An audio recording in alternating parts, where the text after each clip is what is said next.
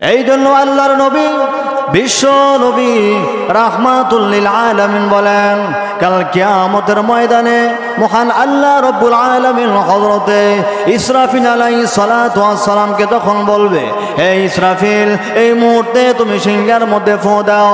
তাফসীরকারকরা বলেন, দুনিয়ার মধ্যে এক এক মানুষ এক এক কর্মের মধ্যে থাকবে। কেউ দেখা যায় কৃষি কাজে ব্যস্ত, কেউ দেখা যায় তার চাকরি নিয়ে ব্যস্ত, আবার কেউ দেখা যায় অন্যান্য কাজ নিয়ে ব্যস্ত। হঠাৎ করে হযরতে ইসরাফিল আলাইহিস সালাতু ওয়াস সালাম কিন্তু সিংহার মধ্যে ফু দিবে। তো এই জন্য আল্লাহ রাসূল সাল্লাল্লাহু আলাইহি সাল্লাম বলেন, কোনো মানুষ যদি আল্লাহর পরিপূর্ণ হক, পরিপূর্ণ বিধান যদি কোনো মানুষ যদি পালন করে, তাহলে তার কথাও কিন্তু দুনিয়ার সকল কিছু মানতে কিন্তু বাধ্য। আজকে আমার ছেলে আমার কথা শোনে না, কেন শোনে না? আমার কারণে, কারণ আমি আমার আল্লাহর কথা শুনি না। আজকে আমার স্ত্রী আমার কথা শোনে না, কেন শোনে না? কারণ আমি আমার আল্লাহর কথা শুনি না। যে আল্লাহ রাব্বুল আলামিন আমাকে এত নাজ নেয়ামত দিল, হাত দিল, দেখার জন্য চোখ দিল, বুঝার জন্য ব্রেন দিল, সকল কিছু দিল, আজকে আমি সে আল্লাহকে, সে আল্লাহর কথা আমি শুনি না।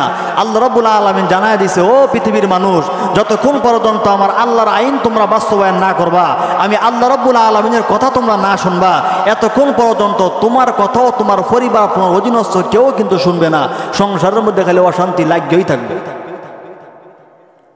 কিন্তু আল্লাহর কথা যদি কোনো মানুষ সুন্দর করে শুনে, সমস্ত কিছু তার কথা শুনতে বাধ্য, এমনকি জঙ্গলার বাঘ পর্যন্ত শুনতে বাধ্য।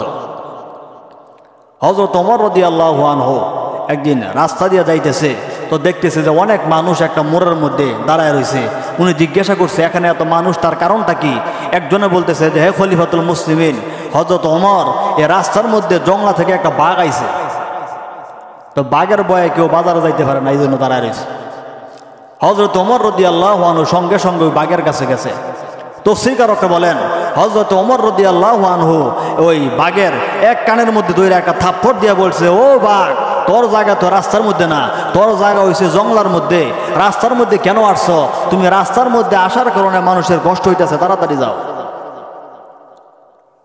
তো হযরত ওমর রাদিয়াল্লাহু আনহু উনার কথা বাঘে শুনে, উনার কথা ভূমিকম্পে শুনে। কেন?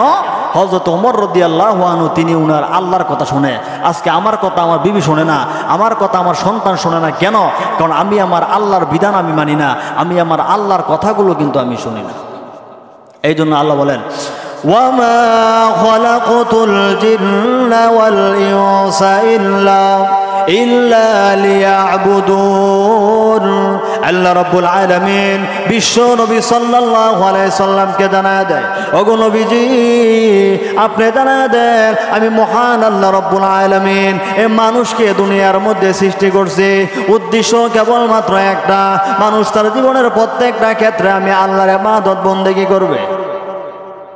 কিন্তু আজকে মানুষ সব কিছু করে, কিন্তু আল্লাহর বিধান আজকে আমরা পালন করি না। এই জন্য আমাদের আজকে দুরবস্থা।